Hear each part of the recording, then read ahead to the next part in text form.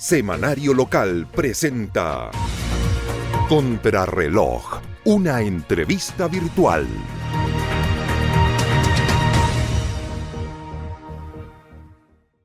Hola, ¿qué tal? Muy buenas tardes. Nos encontramos en el café bar restaurante Quiero de la ciudad de Osorno para conversar, como es habitual los sábados, junto a Bernardo Candia, de aquellos temas que son de interés nacional, regional, local, para presentar algo de literatura, algunos libros que vamos a ir conociendo y revisando dentro de la primera parte de la jornada, a fin de que usted, junto a nosotros, pueda compartir una línea de visión y de pensamiento que nos permite reflexionar y ser parte de lo que ocurre en nuestro país. Bernardo, muy buenas tardes.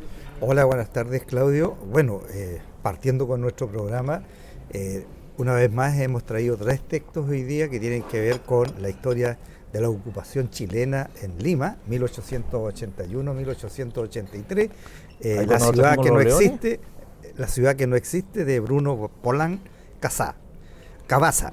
Este texto da cuenta un poco con inteligencia artificial de lo que fue la ocupación en esos años por el ejército chileno en Lima, y que a modo de recomendación se puede recomendar un libro de esta naturaleza para entretenerse y encurrillar un poco en la historia de Chile. Otro texto tiene que ver con Gabriela Mistral, que da cuenta de, yo diría, un lado de Gabriela Mistral que no es muy conocido, que tiene que ver con sus escritos políticos y de compromiso social que tuvo nuestra poetisa y premio Nobel de literatura, tan ensalzado hoy día recientemente por sobre todo alguna corriente política de izquierda que la ignoraron durante muchos años, porque el símbolo en la cultura y en la poesía siempre fue Pablo Neruda, no Gabriela Mistral. Hoy día la reivindican porque la reivindican por el feminismo, no porque los tipos tengan un conocimiento acabado de Gabriela Mistral. Y ella, digamos, en este texto se da cuenta del compromiso social que tenía Gabriela Mistral, y además, digamos, sus planteamientos políticos en la época más álgida de la humanidad, que fue los años de la Segunda Guerra Mundial. Por lo tanto, altamente, yo diría, recomendable. Para profundizar en la imagen de una poetisa olvidada durante mucho tiempo. Porque no mantuvo una actitud militante. Claro, porque obviamente no era de ese lado. Y hay otro de Alberto Mayol, que son 50 leyes del poder en El Padrino. Este libro es bien interesante desde el punto de vista, digamos, de cómo él concibe el poder y cómo juega la gente con el poder. Y establece ciertas leyes o principios básicos de cómo identificarlo, y yo lo recomiendo porque efectivamente tiene elementos que uno los ve en la vida cotidiana hoy día. Por lo tanto, es un libro de no alto costo, está entre los 15 y 20 mil pesos. Nosotros no traemos libros muy caros para que la gente pueda acceder. Por lo tanto, ahí hay 3 recomendaciones literarias en torno a distintos temas. Yo me cae bien, me simpatiza mucho la forma de analizar los procesos sociales que tiene Alberto Mayol, quien participó de la formación del Frente Amplio en estos conversatorios, donde él fue adquiriendo una visión una visión vivencial que lo terminó separando del Frente Amplio. Entonces, hoy día yo no sé si estas 50 leyes del poder en El Padrino son parte de las reflexiones que obtiene de este proceso, donde él puede haber visto un poder distorsionado. Lo invito para que lea y confronte lo dicho en sus programas por lo que ha escrito, porque la literatura que ha escrita, que ha registrado, y por lo tanto ahí hay el sustento o los argumentos que esgrime para identificar estas 50 leyes. Y le van en algún momento le van a servir a él o a nosotros para confrontar la evolución de su forma de pensar. Lo de Gabriela Mistral está todo dicho. Sí. Gran poetisa, también una mujer de valores, de principios, de amor a la familia. Profundamente cristiana. Que era muy diferente a la visión de Pablo Neruda. Y La ciudad que no existe, estas también son algunos, la OGIE, son relatos puntuales de temas puntuales que son casi anecdotarios de la historia. Seguramente debe aparecer aquí cuando los chilenos se trajeron los leones de Lima para instalarlos. Es probable, yo no he dado cuenta de todo el libro, pero se recomienda porque efectivamente es un tema que no siempre los chilenos lo analizamos, y eso es importante, analizar visiones distintas. Claro. La cercanía es Miguel Cobo, seguramente, del Adiós al Séptimo de Línea, un poco la referencia, una referencia didáctica de lo que es la historia de Chile. Sí. Gracias, Bernardo, por este aporte en literatura. Los temas de nivel nacional están marcados hoy día seguramente por la discusión del megaproyecto. ¿No conversamos previamente? No, claro. Mira, en realidad yo creo que el informe que surge del Consejo Financiero Autónomo es muy contundente. De hecho, lo imprimí, lo estuve leyendo, y efectivamente pone alertas sobre lo que ya hemos conversado, básicamente en torno a lo que significa que el Estado perciba más de 4.500 millones, deje de percibir más de 4.500 millones de dólares, que no son repuestos, y por lo tanto eso puede efectivamente acrecentar el déficit fiscal. Es decir, en vez de tener los 6.000 millones que se decía, digamos, de déficit fiscal, el 3,5 en el 2025, eso puede aumentar significativamente, porque no hay nada que te asegure, por ejemplo, si bajas el impuesto, que aparentemente hay coincidencia en bajar el impuesto de un 27 a un 23% a las empresas, eso significa percibir 2.000 millones de dólares menos el Estado. Entonces, ¿qué medidas se van a tomar para reponer esos 2.000 millones, para no aumentar el déficit fiscal si seguimos con el mismo gasto que tenemos hoy día en Chile? Y lo otro tiene que ver con la rebaja que se hace a la vivienda transitoriamente durante 12 o 24 meses, y por lo tanto también hay ahí percibir menores recursos de recaudación.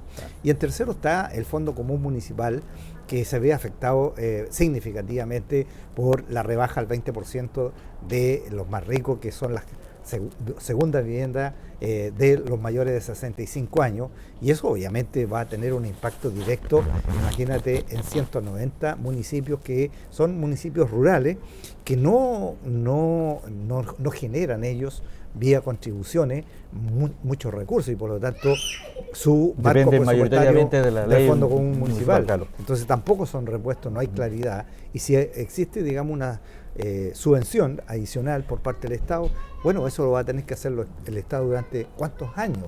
Permanentemente. Yo creo que una de las cosas más graves tiene que ver con la invariabilidad tributaria de 25 años.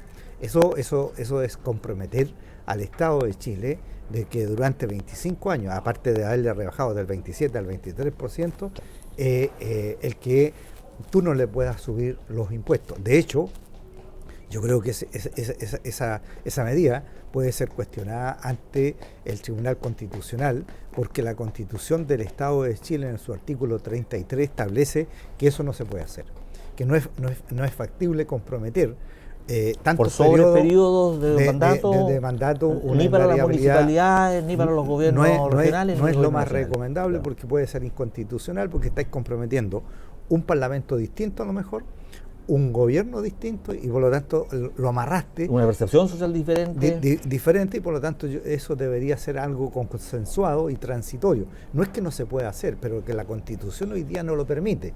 Yo creo que en el artículo 33 va a estar el fundamento para recurrir al Tribunal Constitucional de este proyecto o megaproyecto que se ha llamado de reconstrucción. Entonces, mira, aquí hay otro concepto que a mí me llama la atención. ¿Cómo es posible que tú hables de crisis, hables de reconstrucción, cuando no hemos tenido ningún fenómeno natural que uno diga aquí hubo un terremoto, hubo algo extraordinario que pasó y que necesitamos reconstruir este país?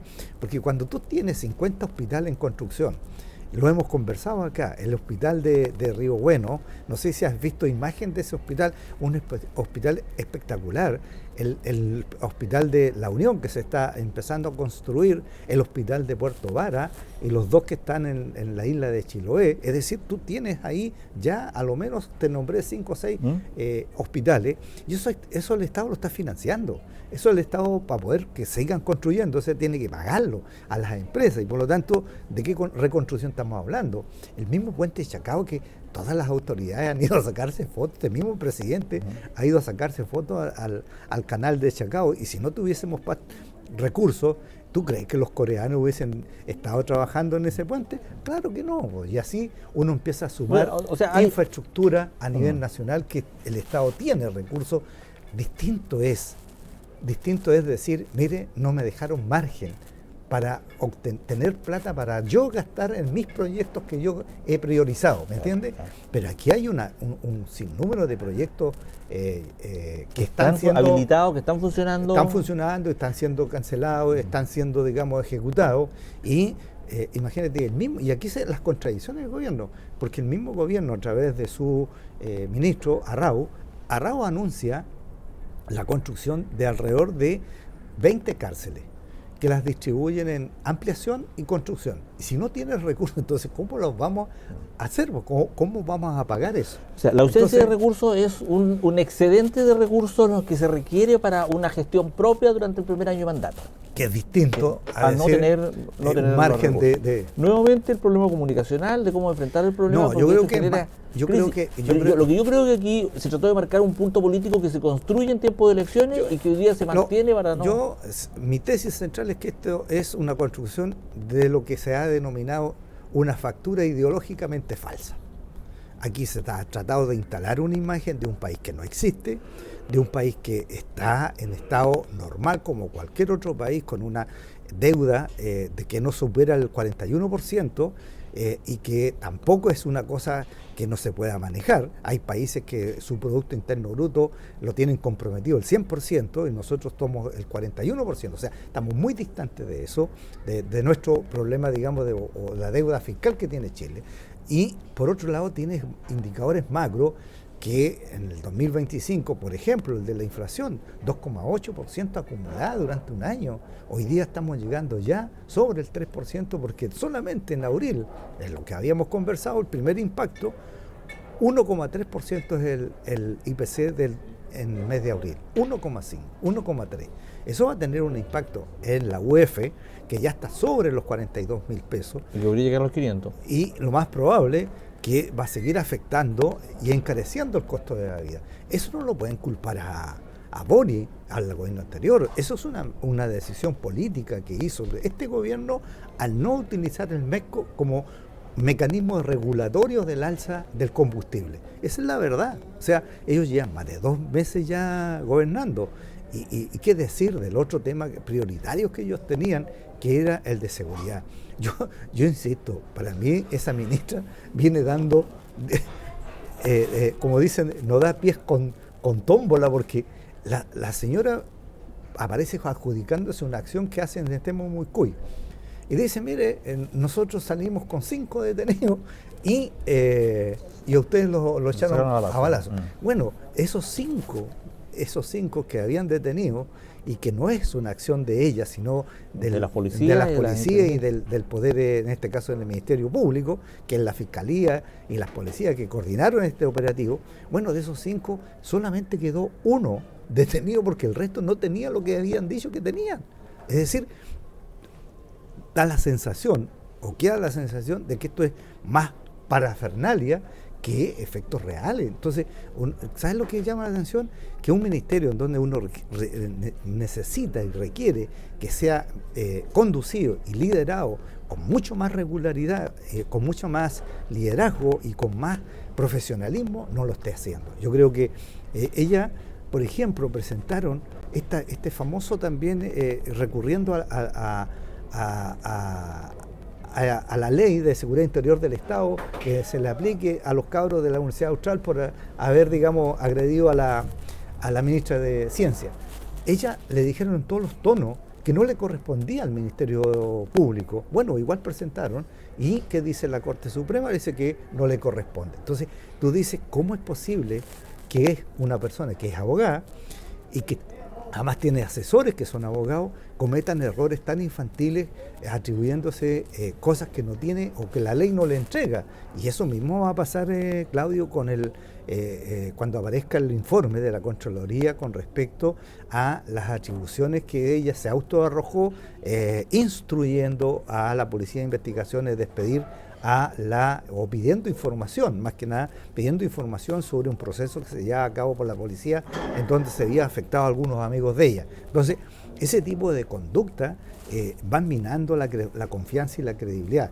Y aparecen, yo creo, ya los primeros indicios, Claudio.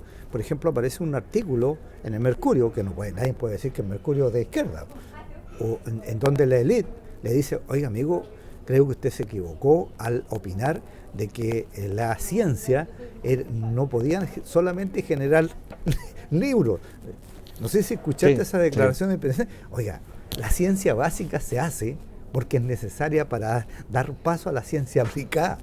O sea, tú ves también... La teoría da como resultado... Pero como resultado ciencia aplicada. Entonces, es necesario generar conocimiento, y un gobierno y un presidente que no conozca eso, a mí me llama profundamente la atención, porque de verdad quedamos como, no hay que investigar, no hay que generar conocimiento, no hay que hacer paper, porque eso se traduce solamente en libros que nadie los ve. Ahora uno puede entender lo que hay detrás de no generar estos estudios que en algunas ocasiones son inversiones de alto costo.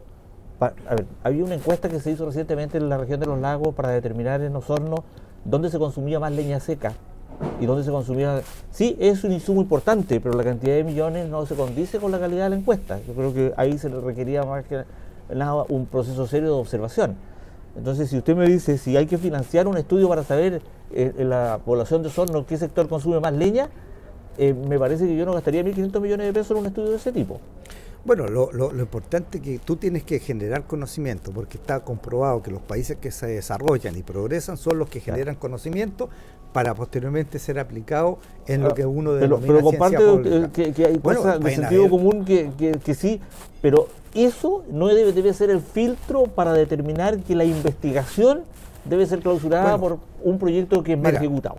No existiría en Chile la industria del salmón si no hubiese habido una investigación de la Universidad Austral, de la Universidad de los Lagos, y tantas otras universidades que prepararon el camino, prepararon el conocimiento para generar esa industria y se pudiese desarrollar una industria. Es decir, por ejemplo, Paulo,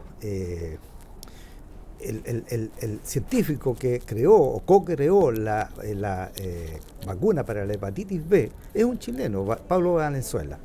¿Ya? Y él, por ejemplo, se instaló a través del proyecto Milenio en Temuco para investigar y generar un tipo de antivirus para que muriesen menos salmones en la industria. Y ese descubrimiento que él generó les ahorró $200 millones a la industria del salmón. Sí. Si el conocimiento no genera eso, si no hay una aplicación concreta, entonces y ¿sabes lo grave? Es que lo dice el presidente de Chile. No lo dice Juan Pérez, porque si lo dice Juan Pérez pasa desapercibido. Pero yo insisto en que hay estudios que sí requieren, pero hay también una mala utilización, lo mismo en fondos que están orientados a cultura, como una serie de exposiciones que en momento pero eso es marginal, Claudio, en relación al beneficio que tiene el generar conocimiento. Siempre en la acción humana van a haber cosas que se escapan a la norma. Tú no puedes pedir un mundo perfecto que no existe, porque siempre van a haber personas que se aprovechan de ciertas oportunidades, pero en general el conocimiento tienes que generarlo para que tenga una aplicación concreta y tenga un desarrollo el país. El que no invierte en ciencia va a estar condenado al subdesarrollo, porque mira, esta inversión que hace, por ejemplo, México, Brasil, en ciencia y sobre todo en científicos, en físicos nucleares, bueno, le está generando y reportando beneficios económicos extraordinariamente buenos, porque, por ejemplo, a través de esa inversión, la industria armamentista de que tiene hoy día incipiente Brasil, bueno, le ha generado generar capacidad para generar sus propios aviones. Entonces tú dices, aquí hay un conocimiento aplicado, pero tuviste que preparar el recurso humano, el capital humano necesario. Y si no inviertes en capital humano, bueno, estamos condenados al subdesarrollo. Yo comparto, pero este punto que te digo yo, de aquellos malos estudios, no pueden ser el filtro para condenar a toda... Obvio que no. Y ese creo que es el error comunicacional del gobierno al plantear de esta forma poco clara. Yo discrepo yo creo que es mucho más grave que esta cosa de error comunicacional. Yo creo que esconde una cierta ideología que no le da relevancia al rol del Estado en este tipo de la materia. promoción de la ciencia. De la ciencia. Ellos no creen en eso. Pero si basta escuchar a su gurú. ¿Y quién es el gurú? Trump. Trump no cree en el cambio climático. ¿O tú crees que cree en el cambio climático? No, pero yo no lo pondría como el gurú de Chile. Pero sí, no, es el gurú, me refiero de un grupo. Claro. Oye, esto responde a un grupo de personas. Trump es un chiste dentro de la Mal política chiste, norteamericana. pero Bueno, no. ¿A quién fue a saludar Kass? ¿A quién Den- fue a saludar pero cuando dentro de la recién- línea de poder ¿A se quién, justifica? Claudio, ¿a quién fue a saludar? El primer tipo que fue a saludar Kass no fue a Milei, no fue a Trump, Sí. no fue a la Melania en Italia, Sí. no fue a Orbán en Hungría, Bueno, pero con ese mismo concepto no fue a saludar a sus amigos, hombre. Ujú. Y de hecho, Orbán, el que es de un centro derecha, el que salió electo Sí. ahí, nuevo, ¿qué es lo que dice? Vamos a investigar a una institución que fue financiada con recursos de Hungría, que es más de 1.500 millones de dólares, que fueron utilizados para las campañas de estos personajes. Ahora, ¿están en sintonía en algunos aspectos? Sí, pero no son el complemento de, o nosotros nos vamos a ver a Kass con el pelo largo sacudiendo las manos como Difícilmente, Milei, porque él responde a los chesterianos, es un hombre conservador, y por lo tanto no lo veo en esas lides. Pero hay una cosa ideológica muy de fondo, y de hecho mira el diseño que tiene este gobierno, la arquitectura. Yo no creo en esto de la ideología de la derecha, porque no existe un patrón común de ideología, existen actitudes que lo pueden encasillar dentro de una ideología. Me dio el trabajo de buscar a través de la inteligencia artificial si esto, José Antonio Kass representa a la ultraderecha, y dice que sí, que representa a la ultraderecha. ¿Por qué? Porque la máxima cantidad de comentarios que existe a través de las redes sociales es que es de ultraderecha. Entonces, de tanto decir que es de ultraderecha, la misma inteligencia artificial lo cataloga en ese ámbito. Pero eso no quiere decir que él represente una ultraderecha ortodoxa. Nadie he visto yo que le coloque las palabras en su boca. ¿O has visto algún filántropo de estos que hablan? Pero que casi no habla, pero si casi no habla el presidente. Bueno, pero mira, aquí yo te hablaba del diseño. Sí. El diseño de este gobierno es un diseño bien curioso, porque tú tienes personas que cumplen rol político, como son los ministros, pero que se autodenominan no políticos. Entonces uno dice, ¿y que este hombre viene de Marte, se asentó aquí en la Tierra y ocupa un espacio donde se habla de la cosa pública y dice, yo no soy político? No, bueno, ese es un error para tonto. Y el segundo, mira, el segundo error que tienen, uno es eso, el segundo, si tú ves los 26 ministros, la mayoría no responden a ningún referente político. Los menos son partidarios de partidos políticos.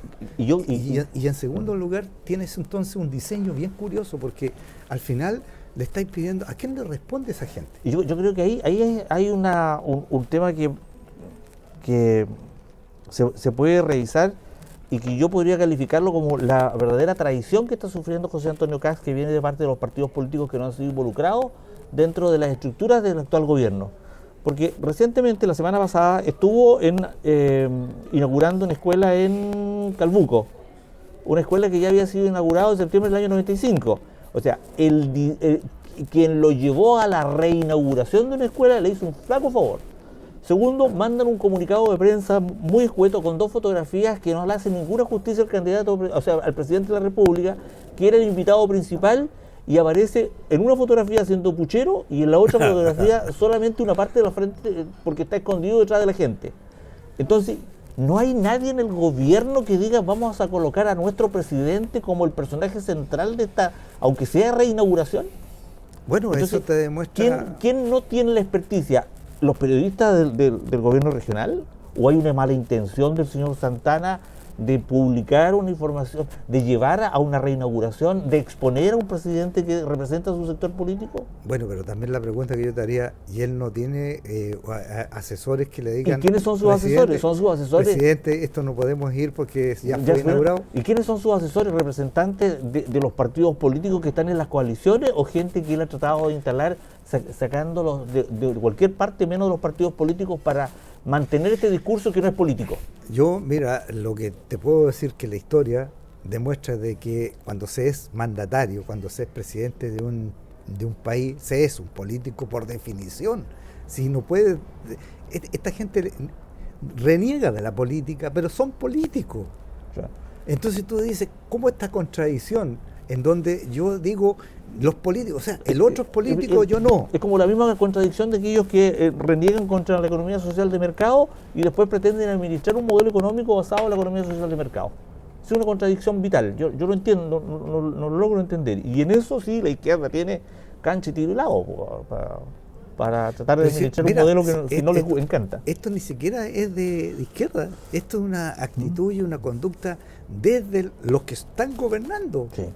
Ahora, ¿quién obligó a ir a esa escuela? Nadie, pues nada. Ya, pero ¿quién le responsabilidad, la agenda? Ahora, dentro de la derecha, quienes hoy día están cuestionando a los que dentro de la derecha tratan de llevar alguna opinión que merezca discutir y reflexionar para mejorar el gobierno, esos son los que realmente están entrampando al gobierno de José Antonio Kast. Mira, yo no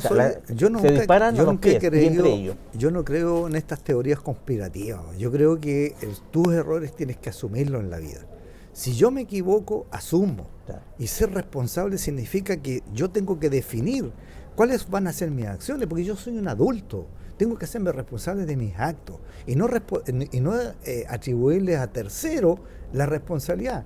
¿Por qué? Si yo tengo capacidad de análisis, yo tengo capacidad de saber si voy o no voy a algo.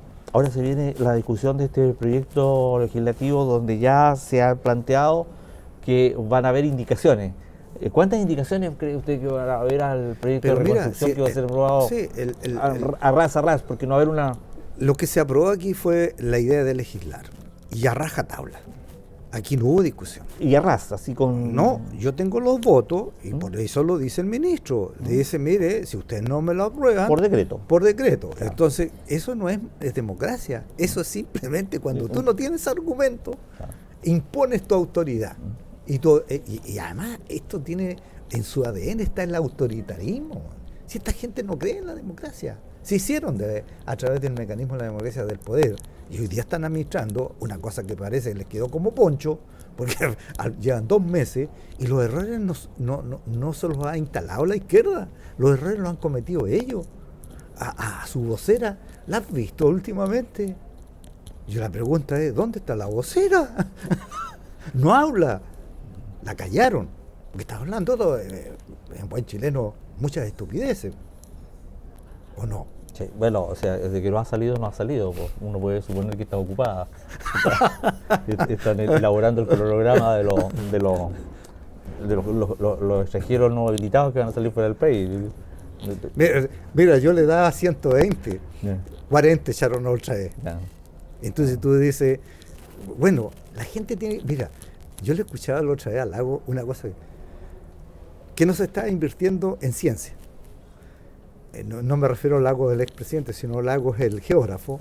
Entonces, Chile estaba comprando unos radares para determinar los movimientos de los aires, el calor, el frío, la lluvia, todo eso, porque hoy día está la tecnología. Y el tipo dice, bueno, quitaron los recursos, ahora aguántense por lo que votaron. Hay un tiempo complejo, de país. Yo creo que estamos en etapa de acomodo, usted lo dijo, son 2 meses recién de gobierno, pero esta cuestión es dinámica y es rápida, y hay que tomar decisiones. Mira, yo lo que he visto antes, siempre se habló de una cierta luna de miel, me acuerdo, ya 2 meses, 6 meses. Hoy día la tolerancia de la gente es mucho menor. El novio todavía no se saca los pantalones. No, todavía, y ya lo están. Ya lo están correando. Sí. Desde su sector. El mayor torpedeo viene de su sector, de quienes guardan silencio, de quienes no levantan una crítica interna, de quienes son demasiado buenos para decir que sí, sin contradecir al presidente, porque no se puede levantar una voz disidente dentro de la oposición, o sea, dentro del gobierno con respecto a determinados puntos sin que eso tenga sanción. Y que ellos tendrán que ver dentro de su, me imagino que existe una comisión política, analizar los temas desde una perspectiva política, pues ellos están haciendo política y por lo tanto tendrán que ver esos temas de esa perspectiva, analizar cuáles son los impactos. ¿Sabes lo que da la sensación? Que ellos plantean algo, pero no analizan que ¿qué impacto va a tener en la ciudadanía? En el último comité político de la presidencia se analizaron parte de los puntos que nosotros estamos conversando acá, pero se analizaron a raíz de que al terminar la reunión el presidente del republicano, Arturo Esquela, tiró el punto sobre la mesa, mientras los ministros, los asesores políticos habían decidido no tocar el tema porque ¿para qué hacerse más problemas? Evitando tocar. Y Esquela lanzó bueno, no se tiene el resultado o no se tiene conocimiento de las decisiones adoptadas después de que Esquela haya planteado los problemas que hay actualmente. Pero Esquela tiene razón. Los problemas no pueden esconderse, tienen que enfrentarse, tienen que tomar ellos decisiones no solamente en lo nacional, sino también en lo regional y también en lo comunal con respecto a aquellas situaciones que están afectando la instalación del gobierno y están creando una percepción dentro de la ciudadanía que permite que Bernardo Candia los torpedee con mucha facilidad. Pero sí que lo que yo lo esté torpedeando, se autotorpean solo. Sí. Bueno, ellos ayudan. Pues ellos son los que generan tú disparas y ellos levantan el blanco. ¿Ah? Lamentablemente son ellos los responsables. Sí. O sea, nadie aquí... Es política. Esto es política, claro, y es política, y tienen que entender que gobernar tienen que hacerlo desde una perspectiva política. Si esto no basta tener un Excel y creer que todos vamos a actuar racionalmente y que la gente se va a comportar el proceso, la política es un proceso mucho más social complejo, dinámico, complejo, variable, que influye una serie de aquí, ¿te acuerdas que una vez factores hablamos y sensibilidades? Claro, hablamos de que las emociones en política son muy potentes, claro, porque los seres humanos actuamos mucho más emocionalmente que racionalmente, y por lo tanto eso es parte del ambiente, del escenario que ellos tienen que tomar en cuenta, porque una medida que va a favorecer al 20% de los más ricos, como es, digamos, la rebajada de impuestos, bueno, ¿por qué le vas a pedir al ciudadano de Franque, de la Quinto Centenario, que sea razonable y diga... Ayer conversaba con un empresario del transporte de la provincia de Osorno, un empresario que se identifica claramente con la derecha, y él planteaba sus discrepancias con respecto a este impuesto no escalonado, porque hay empresas y empresas. Hay empresas que están manejando el transporte a nivel nacional como verdaderos elefantes, captando todos los beneficios y pagando el mínimo de impuestos frente a pequeños transportistas que deben pagar los mismos impuestos que los grandes, y donde cada peso que se paga afecta considerablemente su negocio. No hay una división o no hay una categorización para que este pague más o este pague menos de acuerdo al nivel de utilidad o al nivel de ingreso, que debería ser lo lógico, pero eso no lo discute nadie. Bueno, eso es lo que ellos deben analizar, por cuál es el impacto de mi medida, cómo va a afectar a los distintos estratos, y a partir de eso tomar una decisión si la implementan o no la implementan. Y ahí está el triunfo de los super ricos al tratar de encasillar un impuesto, una discusión para todo un espectro cuando hay distintos estratos y substratos como está. Mira, yo en el próximo programa voy a traer un libro de Joseph Stiglitz que habla sobre el diseño. ¿Y qué es lo que es el diseño? El diseño, digamos, que se implementó en Estados Unidos para desregular al Estado, y con eso, sin hacer ninguna inversión, recaudar más para el 1% más rico. Eso ya fue implementado en Estados Unidos y fue y el tipo demuestra cómo a través de medidas legislativas recaudaban una cantidad impresionante de recursos. Me acuerdo siempre una medida en el sistema sanitario, que es como el sistema de salud en Chile. Bueno, simplemente modificaron un artículo en una constitución, o sea, en la ley, que les permitió tener ganancias por 50.000 millones de dólares. Claro, porque nosotros a nivel del político nacional, nosotros estamos muy lejanos de ese tipo, de combatir ese tipo de estrategias y decisiones. No crea, porque aquí hay antecedentes donde se dictaron leyes que fueron dictadas por la industria. Sí, pero te digo yo, políticos con la capacidad, salvo Manucheiri, que aparece gritando en una comisión donde no tenía nada que hacer. No, ese es un chiste, estamos hablando de... No tenemos una capacidad, un político con capacidad intelectual como para revertir ese tipo de procesos o enfrentar ese tipo de procesos. Bueno, de una manera lo que sí hay gente que tiene... dentro de la academia. No me refiero de que gente, políticos que en el fondo no trabajan. Mira, recientemente aparecía una sobre la industria del salmón, si no mal recuerdo, en la ley de pesca. Bueno, uno que representaba en Chiloé mandó un texto que era la fiel copia de lo que le habían mandado a la industria. Claro, claro. Entonces, si no hay un tráfico de influencia, si no hay, digamos, una intención... Sí. Lo dejamos hasta aquí. Gracias, Muchas gracias, Bernardo. ¿No te gustaría que hicieras un programa de cocina mejor? De cocina. Podríamos hablar de recetas de cocina. De cocina también, Sí, bueno, o sea, tiempos tan helados. Hasta que se afirme un poco el gobierno para que podamos salir a defender algunos puntos. Pero, Claudio, si tú estás desubicado, tienes que buscarte una brújula, claro, y situarte en un contexto en donde... Sí, no, si yo te encuentro la razón en muchos aspectos. Falta discusión y falta una conversación clara con respecto a los procesos que se están llevando a cabo. No les gusta discutir, ese es el problema. No están preparados. Gracias, Bernardo, por este tiempo de conversación. Nos encontramos el próximo sábado a través de Contrarreloj en el Café Quieros junto a Bernardo Candia. Antes de cortar esto, quiero mandar un saludo a todas las madres de la región de Los Lagos, especialmente a San Juan de la Costa, que lo quiero, está en mi corazón, y un día muy celebrado en San Juan de la Costa, porque curiosamente en San Juan de la Costa el matriarcado es muy potente y la mujer cumple un rol fundamental en la comuna. En las comunidades indígenas, como que guarda la historia y todo. Bien. Muchas gracias entonces, Bernardo, por haber estado con nosotros.